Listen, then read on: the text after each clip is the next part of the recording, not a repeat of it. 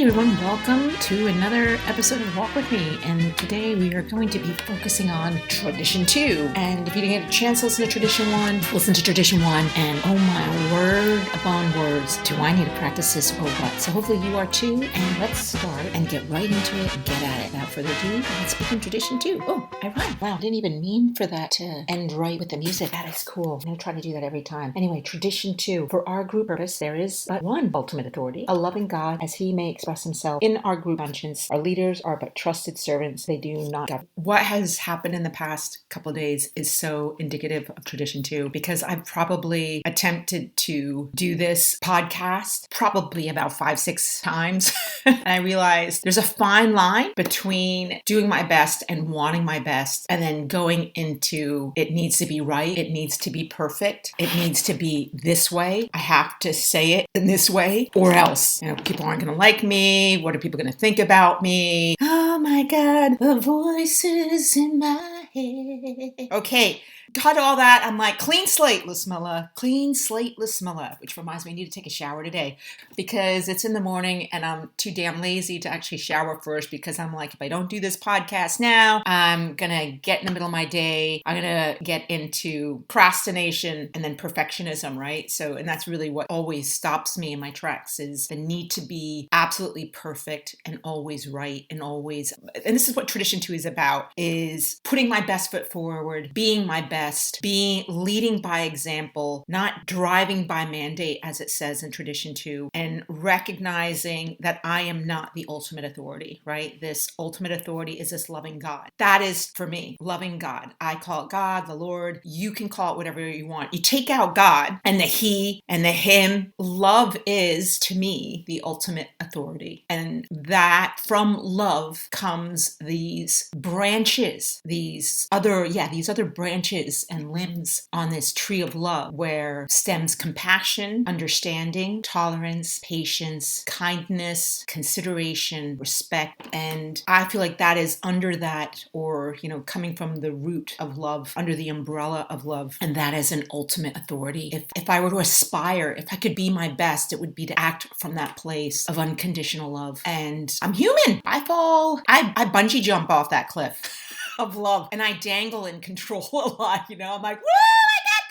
Thank gosh for me, God has the bungee rope. I just jump off the cliff of love. And that's what happens too, is I go overboard with it. That love can turn into control. And this is what Tradition 2 is about. This, out of loving someone too much, there's this great book called The Women Who Love Too Much. Hello, me. I can love too much that it becomes this need to control. And I put it under the guise of, I'm being kind. I care a lot. I care about you. I'm worried about you. I love you so much. But real love has a much broader room to play and experiment in. And so if I'm coming from that place, I'm going to suffocate my relationships. I'm going to suffocate love. I'm putting a stranglehold on love. The second I try to control that energy, I'm out of this freedom of allowing self-expression, other people to self-express, and I am in the realm of being as the benign dictator. I love that word because it's an oxymoron.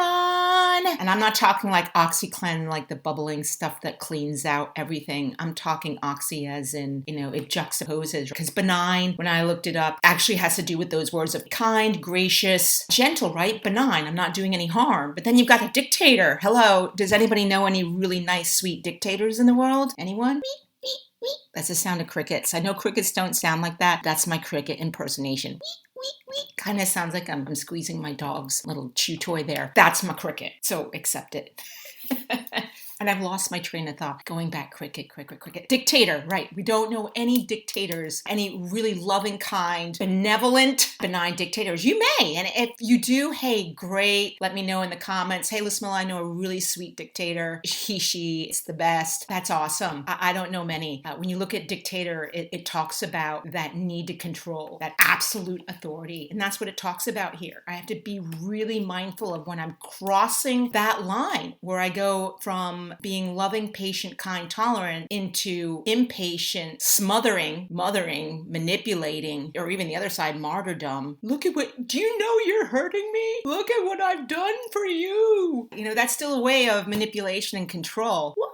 When I came to Al-Anon, I didn't think I was a martyr. And oh boy, there's an old saying in program where it's get off the cross, someone else needs the woods. No offense to any of my Christian friends out there. It's just an old saying. And I think that's what happened when I was doing this podcast. I started to get in my head about trying to control how I'm going to say this. Oh my God, I want to make sure this is perfect so I don't offend anyone. I'm just going to be me. And when we get to tradition 3, we'll talk about that a bit more. These traditions build their momentum. And that's what I love about these spiritual principles for me and the way I practice them and the way I pass them on to the women I work with. There's momentum here. There's a spiritual energy or quantum energy, whatever you want to call it. There's an energy here. There's a momentum that builds. And it's that I want more of it. It's infectious, that tradition 1, because I start to be like, wait, what do you mean that I have to think of the greater good and I can't tell people what to do? Wait, what a second. But what if they're hurting themselves? And I have to because I'm the mother, I'm their sister, I'm their employer. They're not, okay, yeah, you fire them or whatever. I'm still this idea that we build on, like now that I understand that I don't get the right to tell anyone to be, do, or say anything, to let go of control and keep the focus on myself. Tradition 2 builds on that by reminding me that ultimate authority is love and that I am not the ultimate authority and that I have to step down and see where I'm crossing lines in my relationships and also crossing lines with myself like I did the other day. I was being a dictator to myself, telling myself, you're not doing this right. You need to do this again. That sounds stupid. This sounds crazy. People are gonna put really nasty stuff in the comments and telling you to go after yourself and blah, blah, blah, or whatever. Like that's where my head goes, okay? When I go in my head, my old sponsor used to say to me, Lusmilla, if you are going in your head, bring someone else because it's a dark neighborhood up there. Scary. My head's a scary place. My head is like, it's like you have this closet where you have a box where you have all these cords, these leftover cords from all your electronic devices and it's just sitting in a box. Like that's my brain. It's just all these mangled cords. And thank God for these spiritual principles and the God of my understanding, who I call God the Lord, helps to start to unmangle those cords so I can be my own worst enemy. This really allows me to be human and allow other people to be human and to recognize that group purpose, that when 2 or more gathered in my relationship, there's Oz, there's me, and then there's God. There's that ultimate authority of love between us. And when I step into that first before I step into what he's not doing, what he's not saying, or how I think he should be, or I'm worried about, and I do it out of, quote, love, I've actually crossed that line. I've crossed this kind of divide, this space where that ultimate authority of love resides. And when I step into that pool, that reservoir of love that's between my partner and I, then I can come from this place of listening with an open heart, responding with an open heart. Again, going back to asking questions and not assuming that I'm the authority. And remember that if love is the authority, then what embodies love? That kindness, that compassion. And so expressing that love, expressing itself in the group conscience, bringing it not from the unconscious and subconscious where I'm just acting, reacting, but actually coming to a place in my conscious mind where I'm responding and I have response ability. I'm able to respond. And when I cross that line, then I'm crossing boundaries. I'm not staying within my role and responsibility. And we'll get into that later on in the concepts. So our leaders are but trusted servants. They do not govern. Even our government, if you look at it from that perspective, they have, quote, rules, these boundaries. You cross this boundary, this is what happens. So I can have my boundaries, but they're not going to be hard and inflexible because, again, from a place of love, I'm going to have tolerance, understanding, and patience. The quote, the mantra to carry with you this week regarding tradition 2 is, the good is the enemy of the best, and only the best will do. And that doesn't mean that I go and say, well, that's not good enough. That is not his best. It's actually flipping it and recognizing that everybody's doing their best. And it's not what I think their best is. It's their best. And even if it's clearly like, wow, that's horrible, I can still go, well, that is the best they have. That attitude or that way of being or that way of expressing is the best that they have. Wow. The old prayer is, God bless them where they are. Please change me. Again, I become the change you wish to see in the world. And the traditions help me to keep the focus on myself and for me to lead by my example to become that change I wish to see in the world. If I want more peace, I'm not going to tell everybody else to give me peace. It's not their responsibility. It's for me to build that peace, that reservoir of love, fill my well up so that it overflows and pours out onto others. And that is what Tradition 2 is about. Also, being my best. I'm simply the best. Ming, ming, ming, ming. I'm going to stop there. You know that song. I could be gentle on myself and take that inner dictator, fire them, have a spiritual overthrow of that tyranny, and start to recognize, to be gentle with myself and realize I'm doing my best. And that's what happened. That the metaphor of trying to get this podcast and get it right, I had to fire that perspective and bring back that ultimate authority of love and recognize that I'm just doing my best, just sharing what I've learned, and to really take these traditions and concepts and lift them up into the realm of how do I practice this in all my affairs, and how can people practice this? Because in my heart, I believe that when we're all working from these spiritual principles, these spiritual guidelines for, I believe, humanity, for me, the world does become a better place. I see the world through different eyes and not so quick to judge. As Tradition 2 says, I'm not quick to give my opinion and give my quote advice.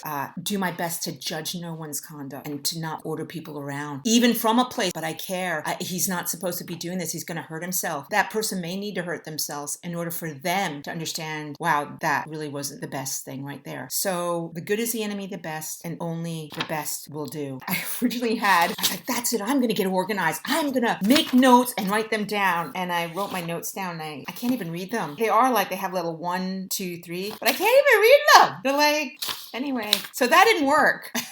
That was out of my need to get it right and get into that need to be perfect, and I'm not perfect. This allows to recognize that if love is that ultimate authority, then for me, under the eyes of that love, we're all equal and we all are really doing our best. And I'm repeating myself because, I don't know why I'm repeating myself. I think I do that a lot, and I say so a lot. So, a needle pulling thread. Okay, and bring it back. That was a tangent. Ooh, bring it back. Sandra, bring it back to me, Sandra, my girl. She loves that song. I love that song too. Great DJ, Disco's Further. Little plug for her. Sunday, St. Luke's. She does an awesome DJ kind of soul disco while you're eating your lunch. You're like, this food's so good. This music's so good.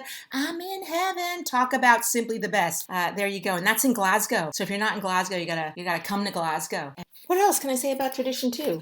Oh, that last bit of Tradition 2, it says, our leaders are but trusted servants, they do not govern. What the heck does that mean? Well, govern, right? Again, it doesn't mean ultimate authority. Trusted servants do not govern means everybody has their role to play. And if there is that authority, this energy that we're collectively working together, and we realize and respect that no role is greater or better, right?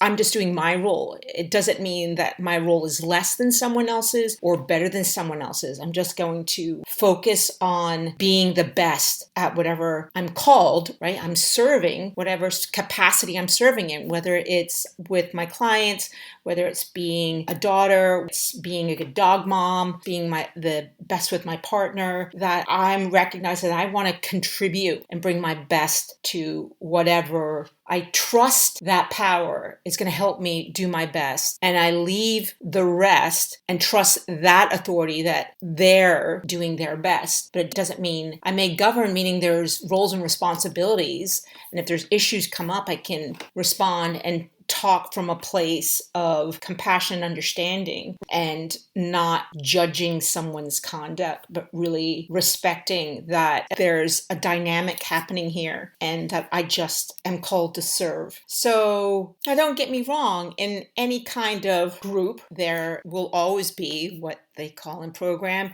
your bleeding deacons and your elder statesmen. And no offense to deacons here, it's not meant to be, but that idea of standing on a pulpit and telling everybody like what they're doing and not doing, again, that focusing on others and trying to fix, control, and manage everybody else under the delusion that if I manage and control this, then everything will work best. So I have to step down from always having that need to be right and that need that they're not listening to me, they're not hearing me, so I need to speak louder. Whereas the elder statesman sits back, really listens. So I try to be that elder statesman where I'm listening to the group, whatever, 2 or more, right? Wherever I am, and taking a moment, that mindfulness, thinking, do I have to contribute here? Most of the times I can just sit and listen. And then when the time is right, from that wisdom, right? That serenity prayer, if anybody knows it, that wisdom to know the difference, I can use that deeper place from in myself. That's it. Recognize we're all doing our best, that there will be those bleeding deacons and power drivers, and it's not my job to try